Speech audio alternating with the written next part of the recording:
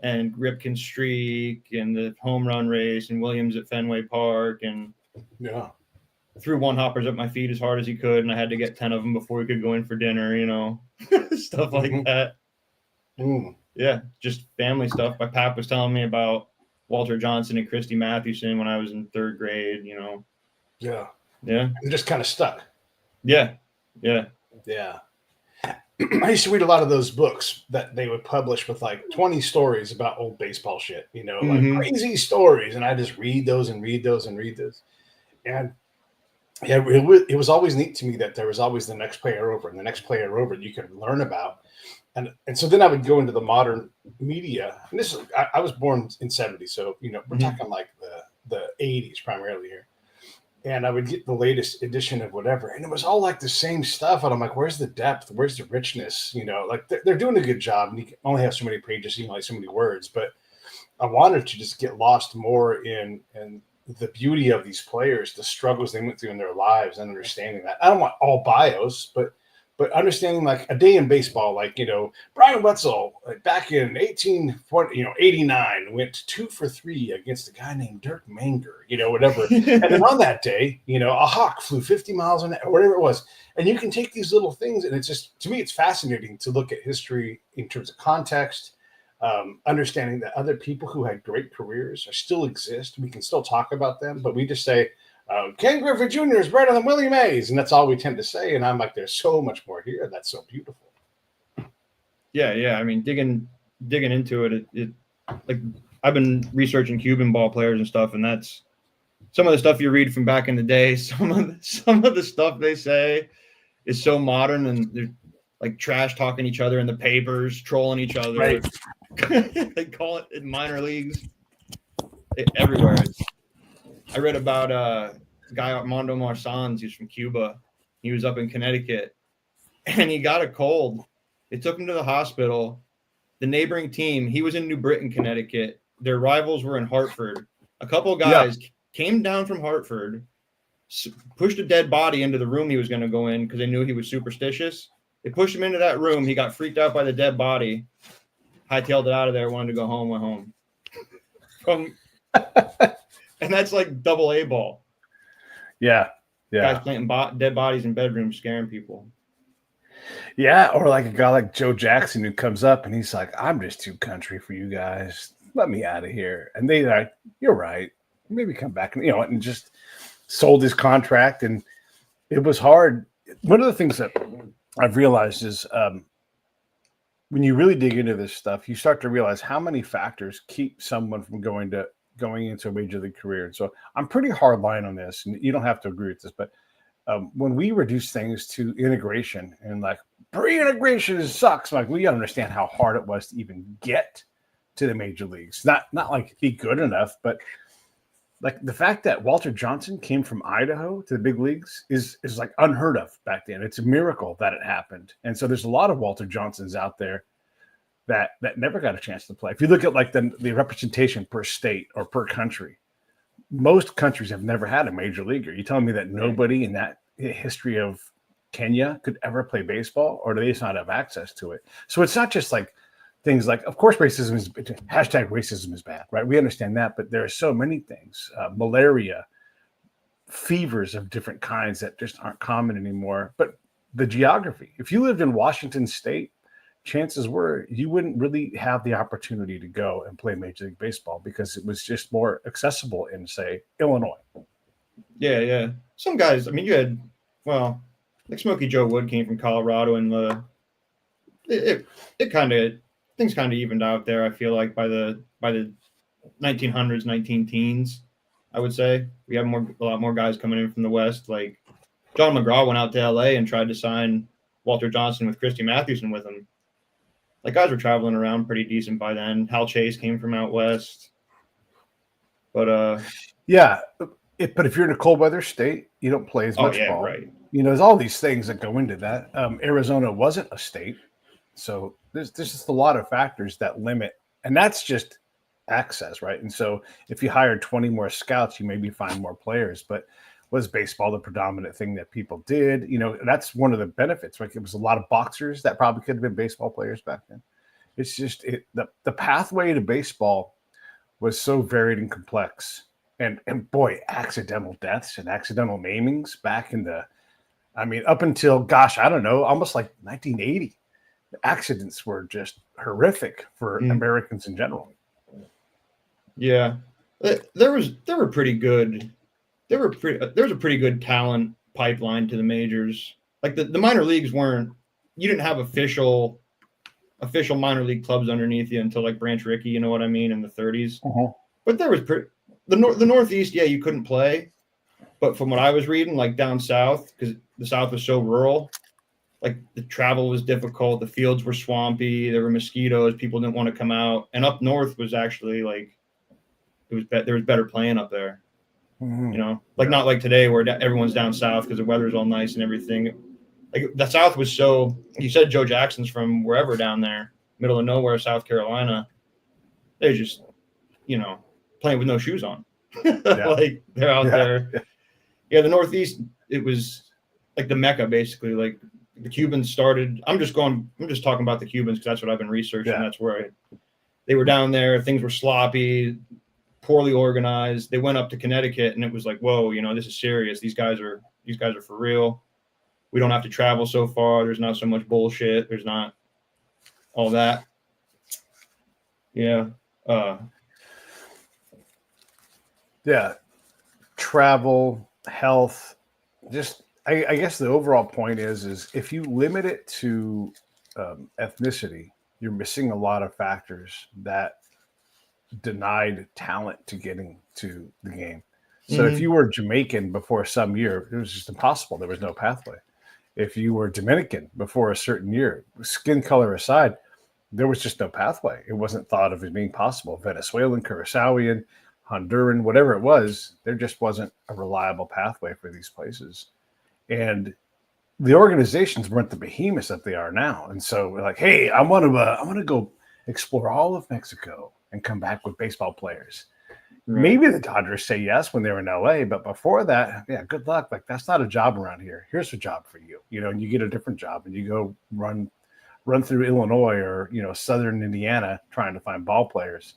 And so, I guess the overall thing is the pipeline's there, but the capacity of the pipeline is limited to what it's still a true thing where a Major League Baseball team today can spend $20 million on analysts and development guys, and they could go out and they will find more talent for the field than the one player you might sign for $20 million.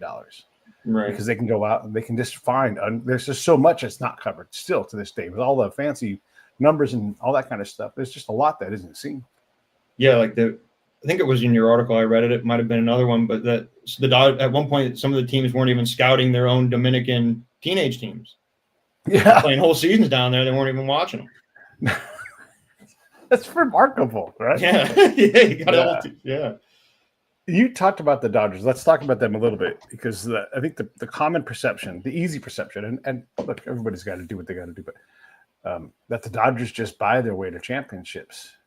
Before they won last year, though, it was like they haven't won. Mickey Mouse World Series in 2020, and so all of a sudden it flipped over from mocking them to hating them because they'd spent all this money. Yeah, and like we talked about before, the Dodgers have been doing this for 80 years. It's nothing new they're doing. They were funded well by the O'Malleys. They had that Alan Roth in there we talked about, doing the early statistical work, coming up with handedness splits and runner in scoring position, how you did in this park, et cetera, et cetera. Some people call him the father of sabermetrics. But I think that's a little bit, that's almost like, is a chariot racer the father of NASCAR? It's not exactly the same thing. They credit him for developing on base percentage. I don't know. They counted walks as hits in like 1886. We already had a whole season of, I think that's a little extreme, but he's definitely ahead of his time. Like, don't get me wrong. Sure. And the Dodgers were ahead of their time. They got Clemente. They lost Clemente. They were scouting the Caribbean back then. Yeah. I read that Branch Rickey when he was looking to break the color barrier, supposedly he looked at Silvio Garcia. He was a black shortstop. And I guess he was thinking the the water boy thing where you can't hear the boos. You know, you're just going to send him out there and he won't know what's going on. He'll just be black. And then they asked, I guess he had a translator ask him something. What are you going to do if there's a fight? And he was like, well, I'm a fight. And they're like, well, you know, you can't have that. So they went for the college boy from UCLA. You know, Right? yeah. They had what's his name? Amorose, Sandy Amorose made that big catch in the World Series for him. Tons of Latin talent. Tons of Latin talent. Yeah. And the ability to reliably develop it. You know, I used to live in Chicago, right across from the ballpark in a rooftop house. And you would hear about all these prospects from the Cubs that are coming up. And I'm just going to name some names. I'm not picking on them, but like Corey Patterson, Felix PA, all these guys. And I look at the numbers and I'm like, what are you talking about? This guy isn't great at AA. How is he going to be great at major leagues? And then you'd watch him play. And again, I want all players to succeed and get 10 years and get a retirement or everything. But I'd watch Corey Patterson and I could see the defensive. I'm no baseball genius, but if I can see the defensive alignment, I know how they're going to pitch him. And when he rolls over a ball to third base because he's trying to pull every damn thing, you know, it's like, oh man, come on. You know, he doesn't have the ability to adapt. But the Dodgers have reliably for decades, better part of 100 years, they've found people. They had a guy named Fresco Thompson who was just brilliant at taking talent and making it better and graduating it just over and over and over again. And their minor league system was stacked with these managers who were incredible at just getting players to graduate, which you would think every team would want that. Like, how do we graduate players? Let's get these quality guys to go out there. These, you know, hard-nosed, you'll never know their names. Like, how many people know Fresco Thompson? Nobody, right? But they reliably did it. They reliably put good talent on the field and then improved it. Yeah, and they've been doing that forever. That late 60s, Buckner, Valentine, Garvey, Say, Russell. I can't pronounce his name. Grabovich, whatever his name was, sure. won a Rookie of the Year. Yeah, 90s. My God, dude. Hollinsworth, Hundley, Raul Mondesi, Chan-Ho Park. It's just over. They do it over and over again. And people act like this is some kind of new thing, you know. Jason Worth, he's a guy who really blossomed and went to Victorino, Phillies, right? Yeah, and Victorino. Yeah, these Worth specifically was a Rookie of the Year candidate. Kareem Garcia was another guy who came up. He didn't totally thrive, but he had a real major league career. Roger Cedeno, same era. You know, they can't all win Rookie of the Year, but Roger Cedeno was a pretty good player. If you're going to pick an outcome for a kid in high school, like, hey, you get to be as good as Roger Cedeno, every kid would be like, hell yeah, I'll take that. And he has a career that hardly anybody remembers, but he had a real career and did things, came up through the Dodgers. There's so many players that we could talk about that are known that they found. Yeah, it's just amazing. It really is. They've done it. Like you read those accounts of like the Dodgers gave extra flight money. The Dodgers built a golf course for their minority players. The Dodgers put their guys up first class. I know O'Malley founded a program. He called it the Sports Management Program. I can't remember what college it was at, specifically to train just employees to work around the stadium. Like just incredible attention to detail for almost a century now. And they're not the only team to do that. Like people complain about, like, sorry to cut you off there, but like people talk about, oh, we need a salary floor and stuff. The Pirates can't compete. Dude, the Pirates were good from 1900 to 1992, pretty much. I mean, you can't just be great forever. You're not going to be. The Dodgers will fall off. Like, people just lose their heads, and then you end up with strikes and labor strife and public opinion that doesn't make sense. Yeah, right now the Dodgers are hot, right? And they're peak Dodgering right now. But yeah, at some point they'll fall off. Not all the prospects will work out. We've already seen this year. Snell is already on the DL, and the other day Glasnow had to come out with a sore something or other, and so they have to run through a lot of players to get this done, and it costs a lot of money, but they generate a ton of money. I mean, my buddy DJ Severe, who's the DJ for the Dodgers, he's the most listened to live DJ in the world. Never thought about there's that. just so many people. Huh? I never thought about that with like a DJ at the ballpark being the most listened to. Huh. Yeah, because there's so many games, then there's playoffs, and all of a sudden he's well over 4 million people a year. And it's just hard to find somebody who's live in front of an audience doing that. Maybe F1 has a guy who does the whole event, and he travels, but I doubt that person travels. I bet it's event specific. You just blew my mind with that. Think about it. Yeah, I know. You know, you could be a great DJ in Ibiza, but you're not going to get to 1 million people in a year. Yeah. You know, the Phillies organ player just will not stop playing. They're not like us every game. Oh my goodness. They got to have the record for playing. It's not like you're not like us. I mean, yeah, that's funny. Yeah. So when we think about the Dodgers and what they do well, obviously they find and develop talent, but they also, it's not just who you draft, right? It's like going to Korea, it's going to China, it's going to these emerging markets. And I say emerging about Korea. Korea is well established, but still in baseball terms, it's not a reliable pipeline to send a graduates player. But that's just the tip of the iceberg because there's so much more beyond that. Yeah, just to go back to that quick, they tried signing Shigeo Nagashima from Japan in the early 60s. He was like, from what I understand, he was like the second best player of his time behind Sadaharu Oh. Right. So they were even over there, you know? Yeah. Messing around. Yeah.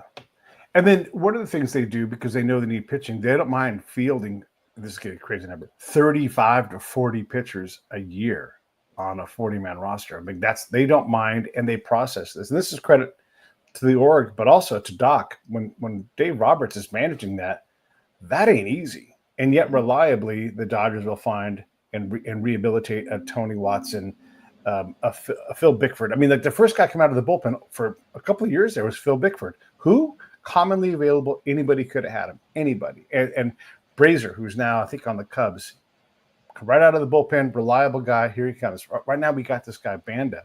Just where was he from? Anybody could have had him, but the Dodgers found him. And that costs money, and it goes into the big pile, but anybody could have had Max Muncy. Yeah. But they found him. They developed. They scooped Banda up out of Mexico, didn't they? Or Banda? Or I think so, yeah. I think so, yeah. Just anybody could have had these guys. And then Rob Nair and I were talking about this when I had him on the show the other day.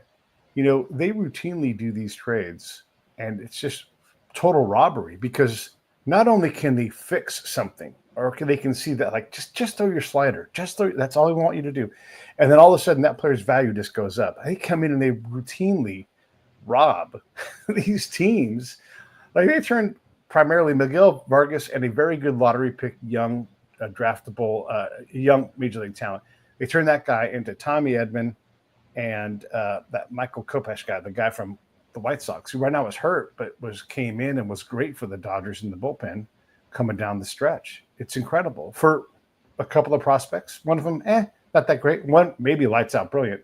And then Michael Vargas or Miguel Vargas, you know, whatever you want, how you want to say it. Whatever. That's incredible to get that much talent back for that.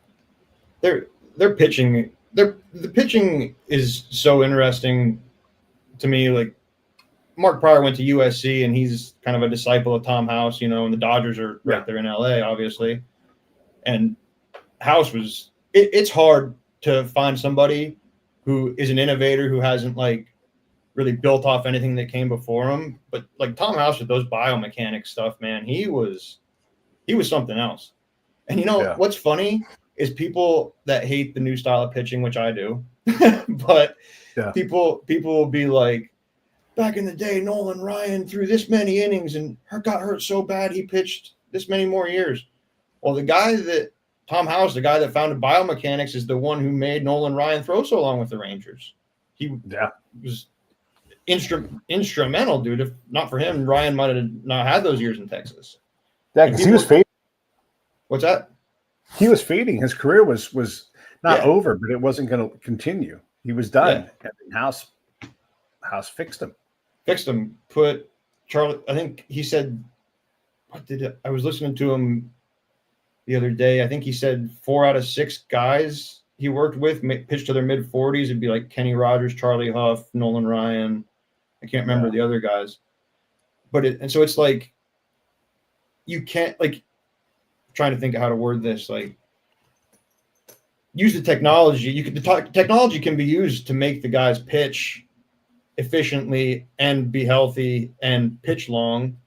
And I understand going after the velocity and stuff, but at what cost? Like you can use them. You can use the numbers to be whatever you want them to be. Yeah. And I remember reading in the Diamond. I read the Diamond of Praise by Tom House and Craig Wright. And in the one chapter, they made a huge point about the purpose of sabermetrics is to work with the coaches and work with the players. It's not to create you don't put the cart before the horse. You don't do it to generate stats. You do it to improve the players. And you don't. If the numbers say one thing and what you're seeing with your eyes says another, then you generally go with your eyes. Is what they're saying. If it doesn't make sense, basically what they're saying is there's no point in having intelligence without wisdom. Yeah. There's something to be said for like one of the prevailing wisdoms that or I would say numerically driven decisions is putting Shohei Ohtani first. Now, look, the teammates are deciding the lineup in this case, so let's be a little easy on them. But like having Aaron Judge, Shohei, having these guys lead off because you want them to get more at bats. I understand that belief, but the reality is those guys and a few other players, not all of the top players on teams are like this, but Soto, these guys are alphas among the alphas, and they are the protection. And so if you can make Vientos on the Mets better by putting him in front of Soto, then I'd rather have Soto drop down a little bit. And I'm saying Vientos because he kind of struggles. Maybe he's not able to reap the benefit of that. We should be able to look numerically, though, and say, hey, this guy, if he put the ball in the zone, he's going to pound it. Where he struggles is when he goes outside of the zone, chase rate is doing, whatever that's going to be. But you know that here's Soto looming in the background or Judge looming in the background. Like, we're going to have to get this guy out. We got to either get him out of the zone, and then you've given your player in front of them just a little bit more data. Is it going to improve them reliably? No, nothing in baseball is reliable. But to me, I'd rather have Soto being scary and being like, I have got to get Lindor out if I don't get him out. And I want to gas that pitcher as early as I can, trying to get someone like Lindor out, followed up by whoever's, and then have Alonso bat behind. But we don't think like that on the Sabre world. We think that, if you just throw up more 3-pointers than the other team, you're going to win because you've thrown up more 3-pointers. Not that you're any better. You've just thrown up more 3-pointers and enough have gone in the pace of the game that you're hard to beat. And that's not exciting. Right. Yeah. I'm not going to lie. When I see Ohtani and I see those 700 plate appearances, I'm like licking my lips. I'm like, oh, that looks good. I'd like to have him up that many times. But I'd also like to have him up with guys on base. Yeah. I've watched Schwarber for how many years now with the Phillies, hit league leading home runs, and he's got no one on base in front of him. He is a miracle. I was looking at his numbers the other day, and I just cannot believe how incredible he is. And I love that and I don't know how, maybe you know this, how is he staying healthy? Because he has so much trouble early on staying healthy. And he's not the fittest looking person in the world. So what is he doing to stay healthy? And then what is it about his game that makes him so devastating is the word. There are certain guys that when you pitch to them, they determine if you've made a mistake or not. Like if you make a regular mistake, oh no, forget that. That's done.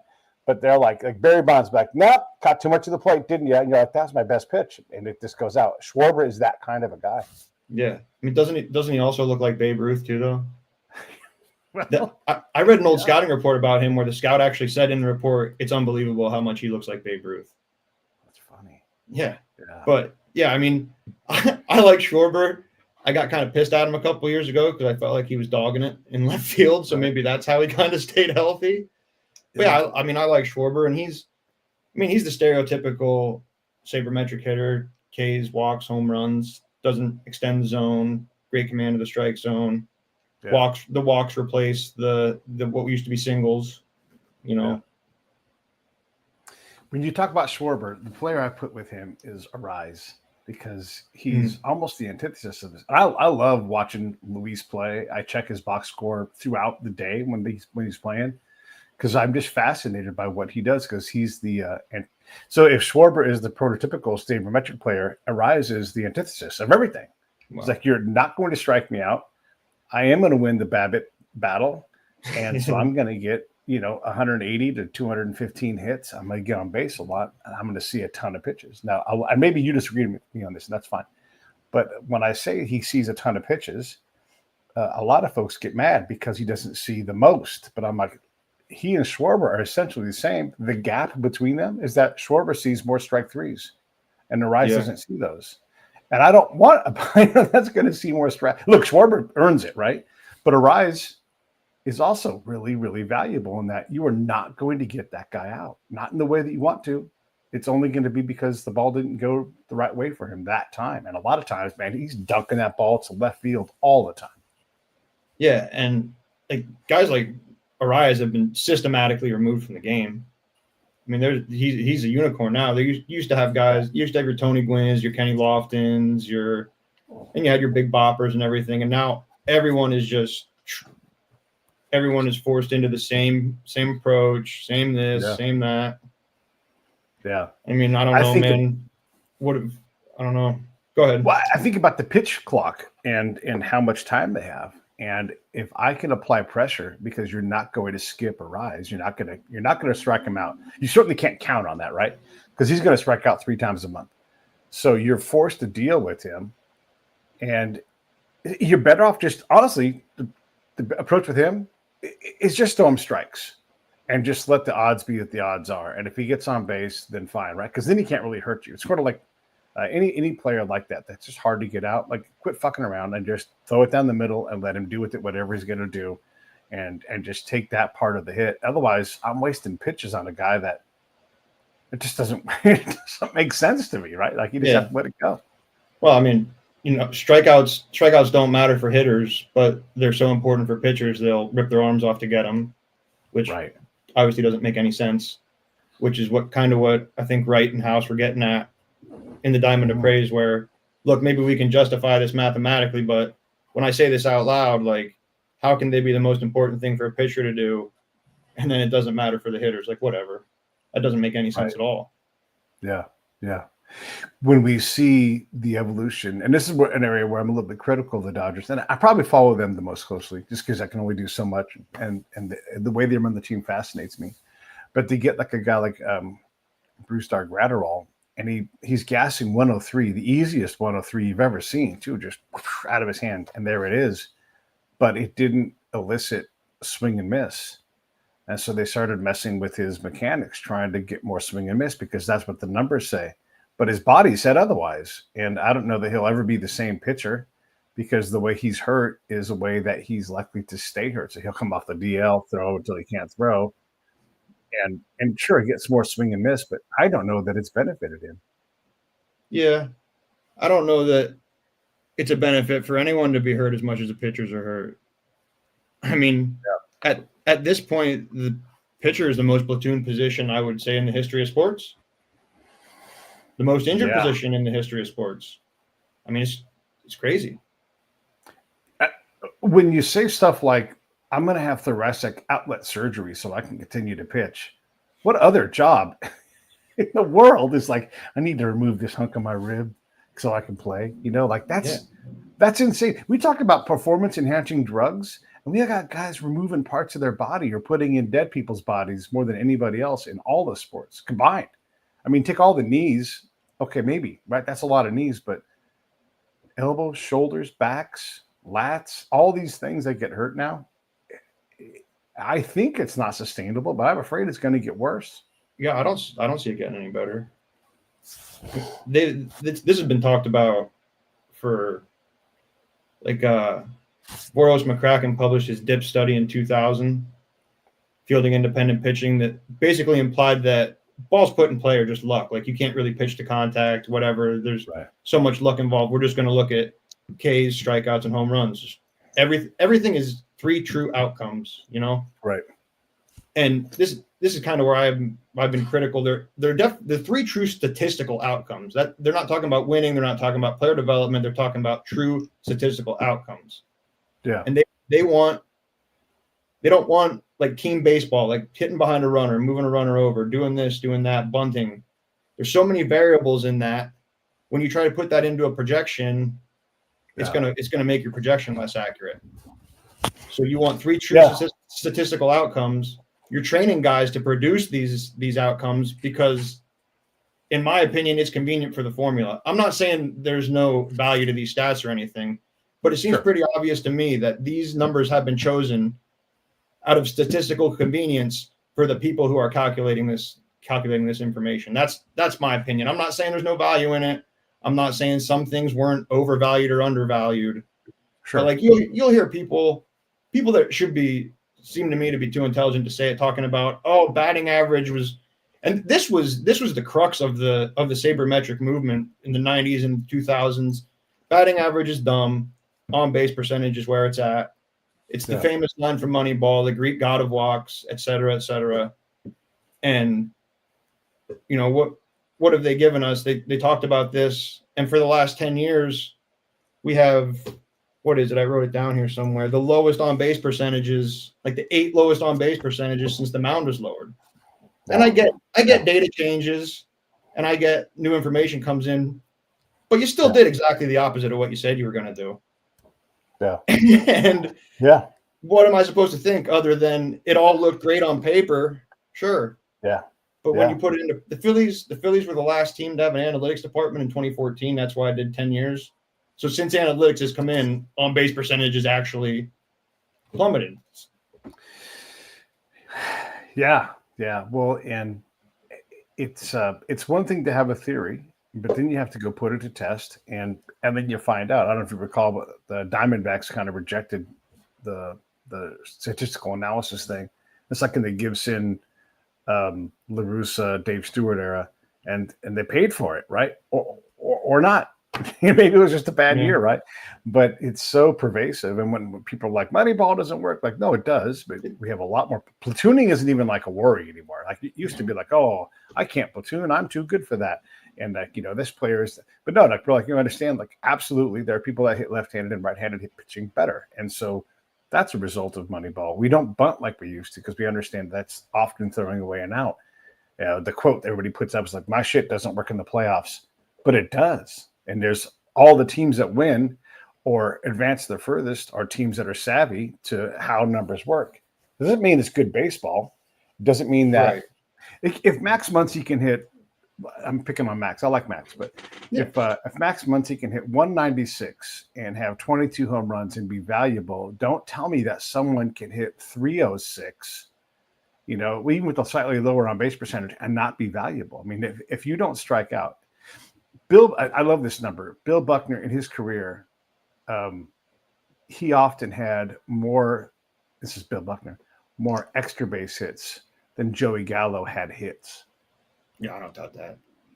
And it's crazy when you think about that. Like, all right, I get that Gallo had value at one point. Again, not picking, I want Gallo to be great. But don't tell me that Bill Buckner is only worth 15 WAR. That means your WAR is broken.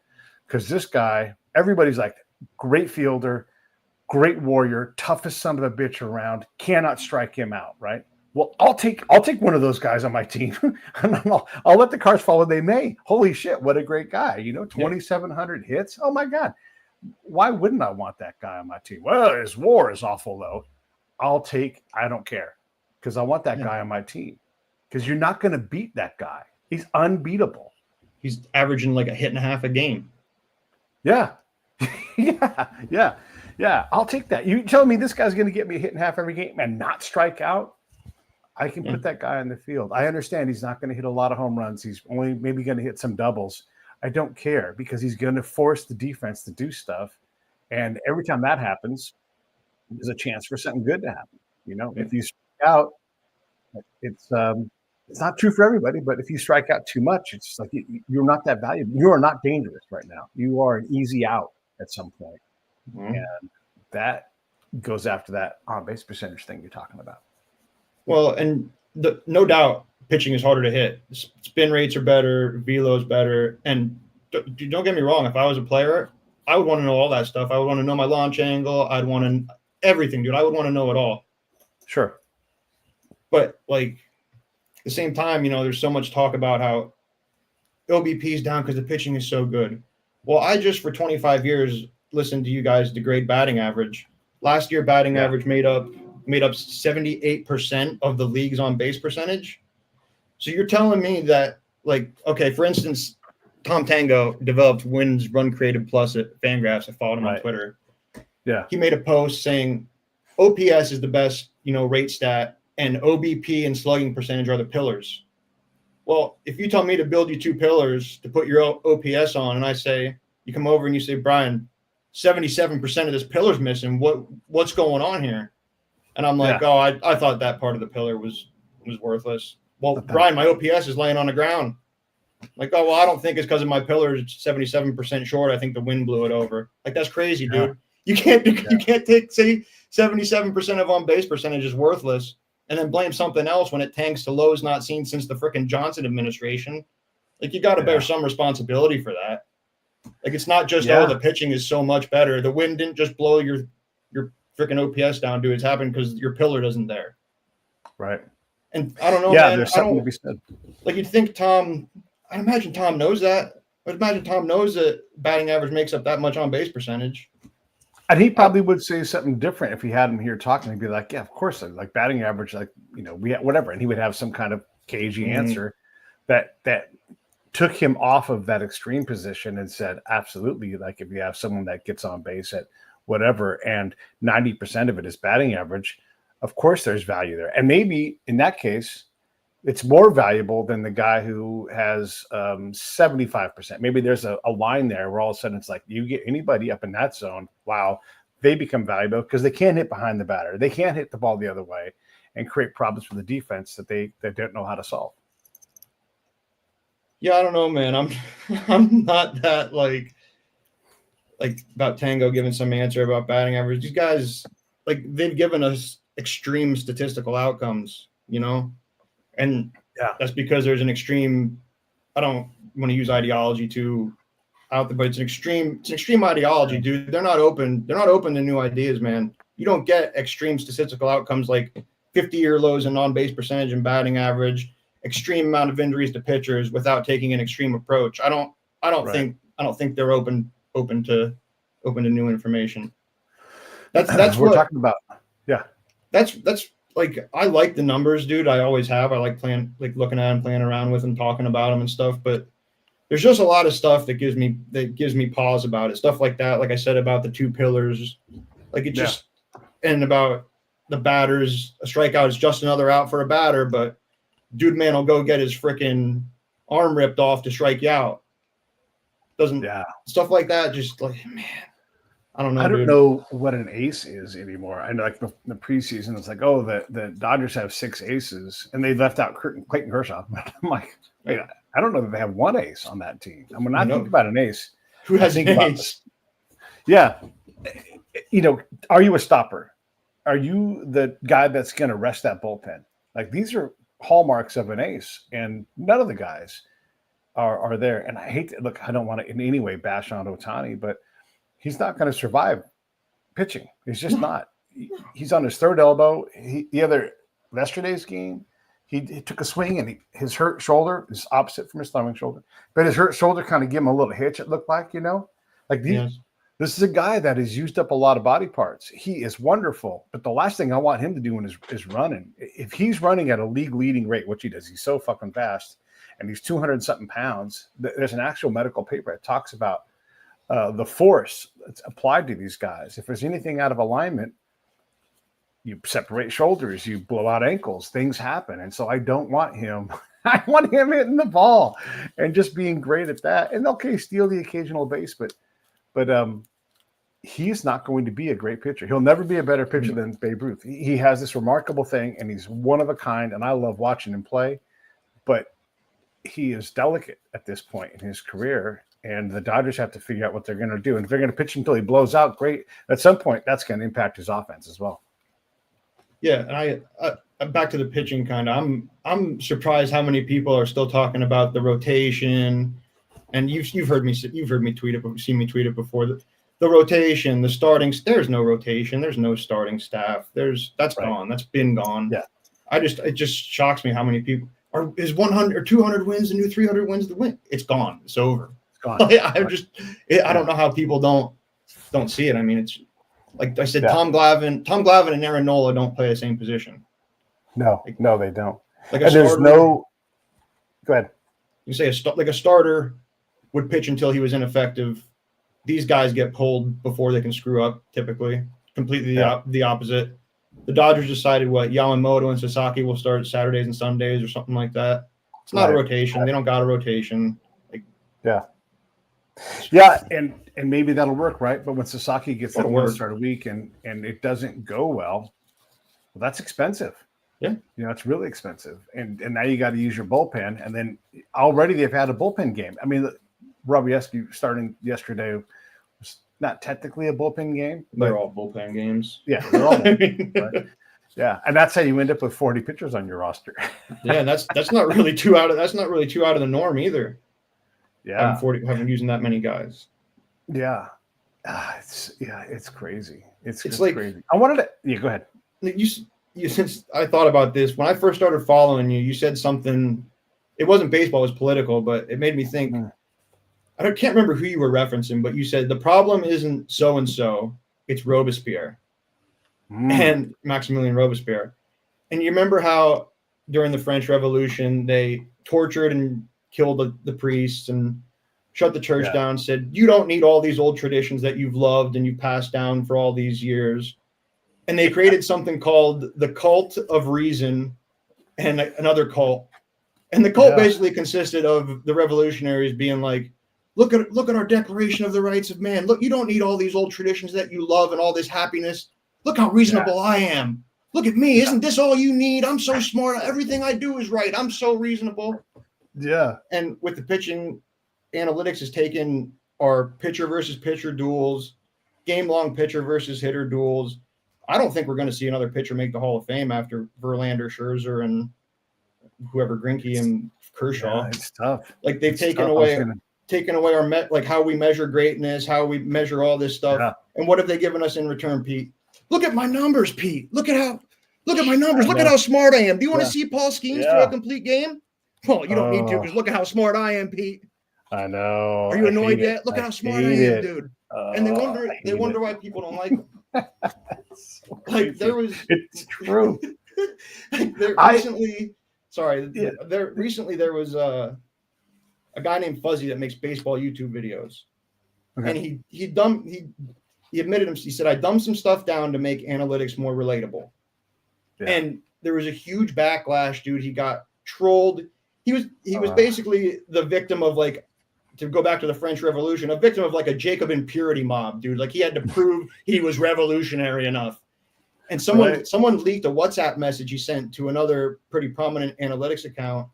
And he said to the guy, I'm trying to make this accessible to people. It sucks you're blinded by arrogance, dude.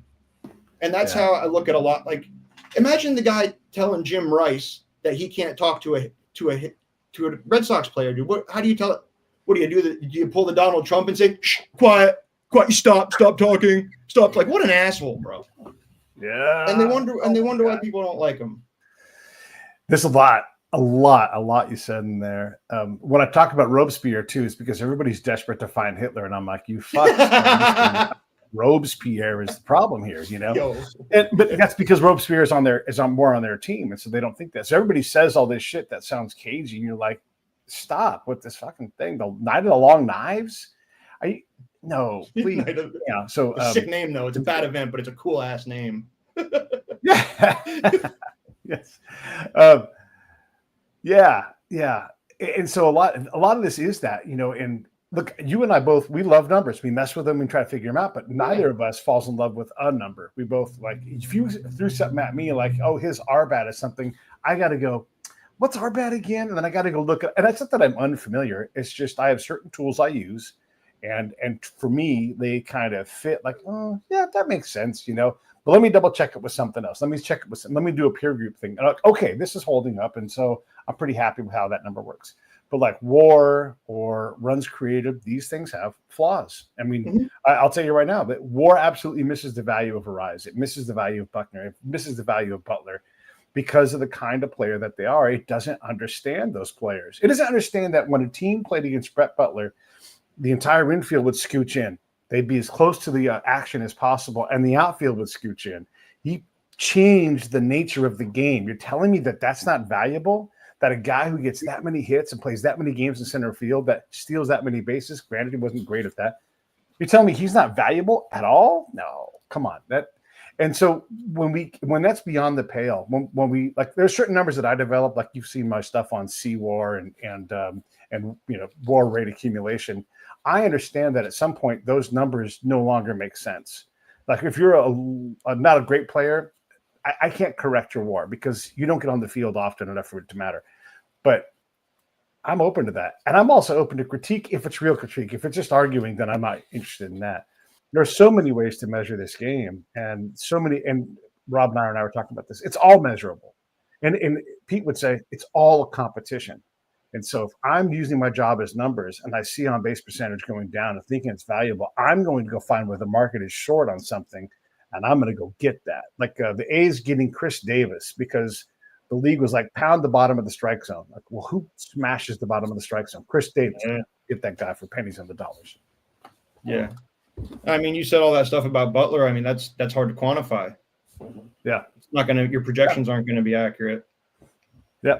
As accurate as it could be. I think a lot of what they claim to be science is done for the sake of statistical convenience to make themselves look like they know what they're talking about. Yeah.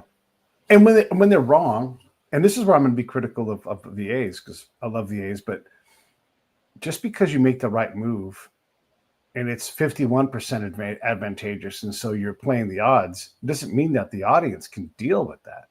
And so A's fans, when we're our softest, we're like, they got rid of Donaldson. Well, that wasn't ideal, and the trade didn't work out. If that trade had worked out, okay, great. Nobody's mad that they got rid of Zito. Nobody's mad that they got rid of the guys that didn't work out, because they didn't work out. When it hurts is when you think there's something there. That lone gunslinger on the mound in the 7th inning, like out there trying to battle. I'm going to get through this part of the lineup one more time. Sit your ass back on the bench, manager. I'm going to go get this thing. We want to see that guy. Yeah. And we don't ever get to see him anymore. And I don't mind some risk avoidance because there's a lot of smarts in that. But I just want to see those pitchers have their chance to do their thing and not just go get them at the first sign of trouble. Yeah, and when Snell got pulled in the World Series, he said he wanted to stay in. Like he was visibly upset. Like he wanted to be in the game, And how are you going to ever have a Hall of Fame pitcher if you're only throwing, like if you're a Dodgers pitcher opener, you have a better chance of being on the injured list for Game 7 of the World Series than you do see in the 6th inning. I mean, that's true. Like I don't know. I wouldn't. I want to. Who wants to pitch? Why would you want to pitch? Yeah. No one's in their driveway dreaming of getting benched in the second quarter of an NBA game. You know what I mean? They're dreaming of playing at the end. You want to be in there at the end. You're dreaming of getting pulled in the 3rd inning of a World Series, dude. You're dreaming of pitching in the 9th. I don't know how much teams do this, and they are way more professional than I am at this. But I know watching the Dodger game, Game 5, and Smoltz called it too. He's like, "Look out." Cole's been working hard, and you could see it in his body and his stature. Look, this guy's fantastically fit and everything, but he was huffing and puffing a bit. And I'm like, there's something could break right here because he's overtaxed right now, but he's not going to come out. And so this is one of those times where maybe that fatigue, they did need to do some risk avoidance, but then you got to go to somebody in the bullpen. There is some of that in all of this. That's the maddening thing is like, it was probably the right call for Snell, but we don't ever get to know, and that hurts the fans because Snell couldn't decide on the field. It's like, this is my guy. This is my ace. I'm going to have my ace decide this thing. It's wrong that Schoendienst stayed with Gibson in Game 7. He should have gone to his pen, but he didn't, and we love him for it, and we love Gibson for doing it and taking on the next batter, right? But they should have pulled him. But we don't want to see that. We want to see Gibson fail on the mound. We want to come back on his shield. We want to see that. And we don't get to see that as much. Yeah. I don't want to hear about how smart you are. You know what I mean? I don't want to see all the numbers. No one cares. Yeah. Like we said about Robespierre, you don't need to read Voltaire and Rousseau to know that Robespierre is an asshole. And you don't need to understand linear weights to know that some of these analytics guys are acting like assholes, Yeah. Yeah. And sometimes taking a 60% average, to your advantage is not the right call. Sometimes Tommy Lasorda, sometimes Vin Scully says, "Man, I don't think Gibson's going to play today." Gibson's like, "Motherfucker." And he gets out there and he starts banging fastballs. And then Tommy comes back. It's like, "Can you go?" Yep. Walks right out. Decision's already made. Gibson can't second. That doesn't happen anymore. I think No, that can't happen, but a hitter can come off the bench like that, yeah. But a pitcher can't. I mean, the pitching it's sad, man. I don't think it's good for the game. The guy touches the ball far more than anyone else, stands in the middle of the field on a pedestal, like he's the star. He ought to be the star. Yeah. At least a lot of the time. I don't know, man. Is the game still enjoyable though? I mean, like I enjoy the game still. I mean, I don't think it's as enjoyable as it was. Okay. I'd like to see how much of that is nostalgia. I mean, a lot's changed. I mean, more has changed than any time since probably the live ball came into effect. So I mean, there's definitely some nostalgia there, but there has been a lot of changes. Just society wide. I mean, the internet, dude, the technology that allowed Tom House to map Nolan Ryan's movements, dude. And there's a big difference between like the player development part of it and the statistical part of it. Like the player development where they're teaching these guys to throw in a way that gives them a good fit. Like they're doing it because that's what the teams want. Right. There's a difference between what the pitching labs and stuff are doing compared to what the teams want. I don't want to put it like you shouldn't be reading your launch angle, that you shouldn't know your speed. You should know all that. Fine. But we've already seen with what Tom House did for Nolan Ryan and Tom Brady that you can manage it. Like, sure, I know how to scap load and keep my arm back, keep my arm flat, and throw for more velocity. But why don't I just do that when I really need to dig down, when I got myself into some bullshit, so I'm not hurt 3 out of 7 years, so I can make the Hall of Fame, so I can win a Cy Young. Like the players at some point, I don't know, you'd think they would have to say something. I don't think the front office is going to stop, dude. Like I said, it's a hardline ideology. They produce hardline statistical results.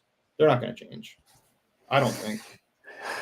Yeah, well, gosh, I got to be careful how I say this.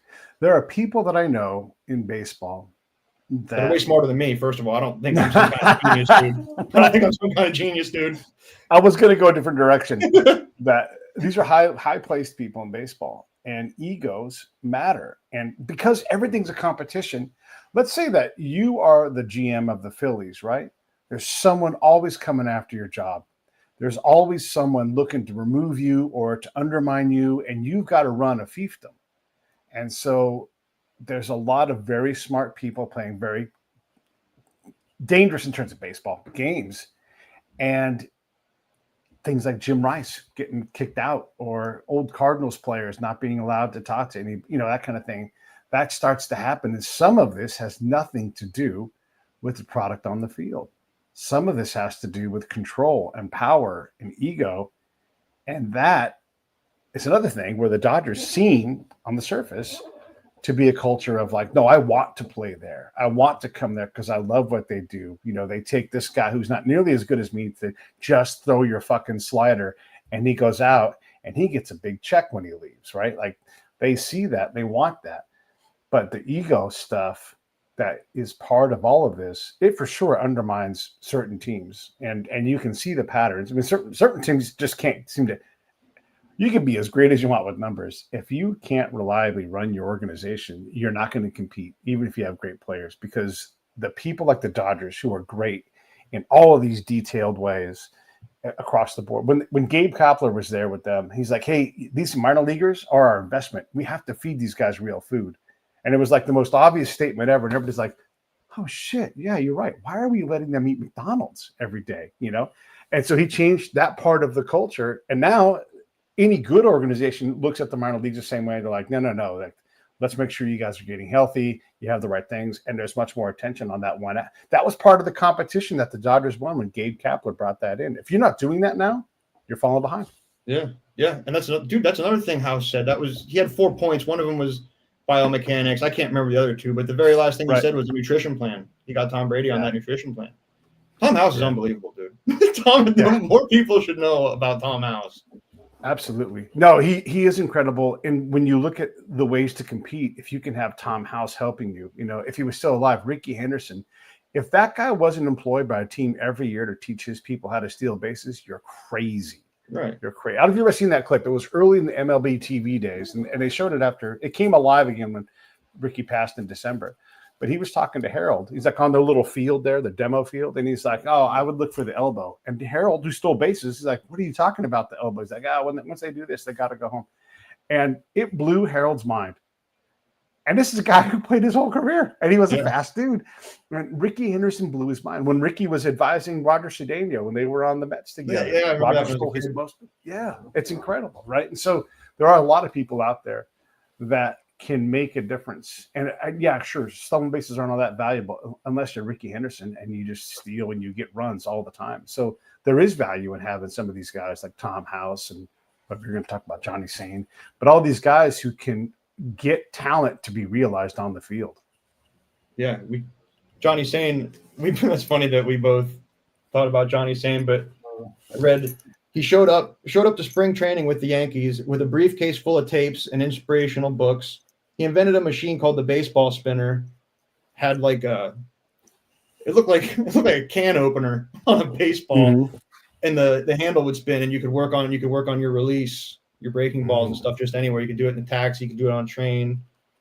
Didn't believe in running his pitchers. He said you don't run the ball to home plate, which is hilarious. Yeah. He revitalized Whitey Ford, made Denny McClain in his 30 win year, coached Jim Cott to his only 20 win seasons, turned Wilbur Wood into a starter.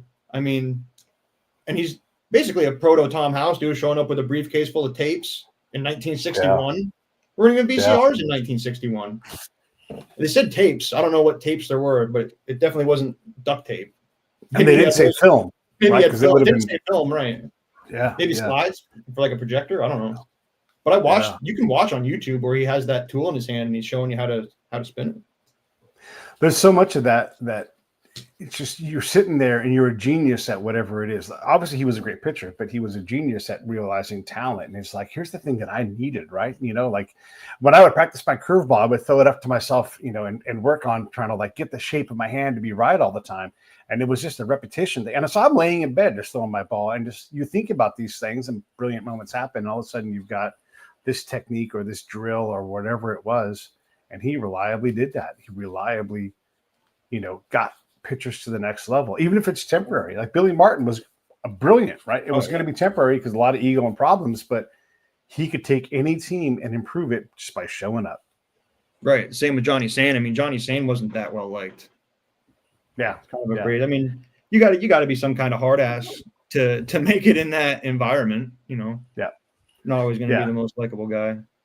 Yeah. Hey, I wanted to ask you, you've seen me hollering about correcting WAR. Like WAR itself tends to go up, right? And I'm pretty hard on Chase Utley. I don't mind if he gets the Hall of Fame. I want every player to get their laurels. But I look at players like Utley and Holiday, who were hurt a lot, and I struggle with how WAR handles them. So if we're going to give all that WAR, what happened at the time that they missed? So that concept of missing time and that costing the team something. What are your thoughts? You don't got to agree with me, and I know, like you're probably not 100% where I'm at, but what are your thoughts on how we evaluate players with those kind of tools? Well, I mean, it's WAR's accounting stats, so you can't get any WAR when you're not playing in a game. Right. You know what I mean? It's like anything else. Right. Yeah. What was the second thing you said after you asked after that? It's just the whole idea that if you're not playing, then the team doesn't get the benefit of you. So yeah, I think I tweeted at you. Like, I noticed that when you said that, like in real time, I value being on the field a lot more than I do like when I'm looking at numbers. It's weird. Right. That's definitely a hole. I don't know what to think about that. You know what I mean? Like, right. How you would account. If you're going to be the GM and you hire Jacob deGrom, you know that when he's on the field, there will not be a better pitcher in all of baseball. That's just a fact. But he needs at least a domestique to come in and take over. So now I need two pitchers to do one pitcher's job. And so am I better off with a pitcher who's just more present? No, I can't plan for him to be in the playoffs. No. I mean, you can't. What can you plan for with pitching nowadays? I mean, well, fair enough. Yeah. I don't even know what to say, man. Like I've been saying this to my buddies for a couple of years. I said, dude, I'm not even looking at the pitching. Like, who knows who's going to be there? You can't know. You have no idea. It's frustrating. Yeah. So if we take someone like Utley and we know he's going to break his wrist or something because he plays hard, he plays a position that if you play hard, you're going to get hurt. I mean, so now we're not talking about pitching. Now we're talking about middle infield, and he's a team leader. I mean, that hurts the team when he's not there. I'm not saying he shouldn't play hard, but there is a cost to not being present, right? Yeah, and I don't know how you account for that. Like I said, you can only get WAR when you're in a game. Yeah, right. You're gonna count it up. So when Mike Trout misses 60% of the season, Pete would say it's probably negative value that year. You know, his WAR is what his WAR is what it is, but when you correct it for the anti-WAR, the antimatter, draws that number down, and you're just less valuable. Now, do you need to play every game? No, you got to rest, that kind of thing. But there's real value in durability, and and I've said this a number of times that WAR is just it's not great at measuring durability and longevity. Longevity being, I'm not sure about my definition on longevity here, but it's someone who can hold their spot on a major league team, because every year past, say, 27 and a half years old, it's less and less and less and less likely, or on the front end too, especially.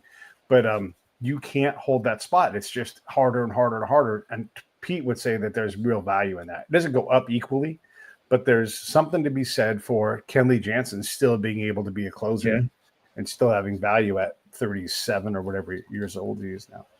Right. Yeah. Like I said, man, when you started talking about that, I hadn't really put much thought into it, but like you said, I value it in real time. But when I look back, I don't really don't know what to say. Fair enough. We have like 2 minutes left. Okay. What do you want to get into in that time? Anything at all? You want to talk about the French Revolution? Viva la Revolution! Viva la starter, dude. That's what I'll end with. Viva la starter. Oh my God. I would love to see a starter just be a starter. I don't need 200 innings, but I do want 180. Tell me I don't need 250, but I need 200. I want 200, but I also know that 200, like, arms start breaking. I also know that if you spin the ball and it goes this way real fast at 102 miles an hour, you are not long for the game. No matter, it just doesn't work, I love watching Dustin May. At every start, I'm like, keep going. I love it. But he will not be in the game at the end of the year. There's no way. No, I mean, they're not going to, like, it just blows my mind. They're not going to the Hall of Fame. There's no more Hall of Fame pitchers coming. No more Hall of Fame starters coming. No. You're not a great player if you only play half of a game max. You're just not. Yeah. And when your team needs you, like last night, you're like, hey, I'm sorry. I don't want to blow out the rest of my elbow. You know? Yeah. No one wants to see Tyler Glasnow in the game at the end. No one wants that. Yeah. Just when he got to that, I want it, but just because it's not going to happen. Like, no one on the team wants it. It's sad, man. Sad to see the pitching. When he hit his innings limit, which is right around 110, when he got up there, I started paying really close attention. I love watching him pitch. I think he's great, right? But I also know it's like going to a CrossFit tournament, and everybody's like they're like, I'm doing my deadlifts. And I'm like, oh my God, you're gonna blow your back out. And do you over under on days until you do? It's 8 because you're gonna blow it out. But once he gets up to 110 innings, I'm looking and he's just starting to fail. And that's sad because it's predictable that his body is going to wear out at that point, And with that comes the Dodgers also holding back on who they allow in the game. Like, Gonsolin probably could pitch right now, and a lot of other teams he would be, but they don't need him to pitch now, so he's recovering. Mm-hmm. And that also retards your ability to have a good career. Yeah. I don't know. Like I said, I'm not mad. I don't hate any of the players or anything for what's going on. It's not their fault. It's not their fault. Right. Right. And I would do the same thing. I'd be like, I'll worry about tomorrow. Right now, I'm going to go get this ball and throw. Another thing quick that sketches me out about analytics is when the owners wanted to use WAR to replace arbitration. That freaked me out. And kudos to the guys at Fangraphs and Sean Foreman at Baseball Reference. They were like, no, this isn't a good idea. It's not a good idea. It's not a complete stat. Yeah. No. Well, listen, I appreciate you coming on. We should do it again, and appreciate it. Great talking baseball with you. Everybody should follow. Give me your handle on X, and I'll write it in here right now. It's IBELWETZ. Bam. Go check that out if you like baseball stuff. Thanks for coming on. Keep writing on the Cuba stuff, and I will talk to you next time. Yep. Hang on, I'll come right back.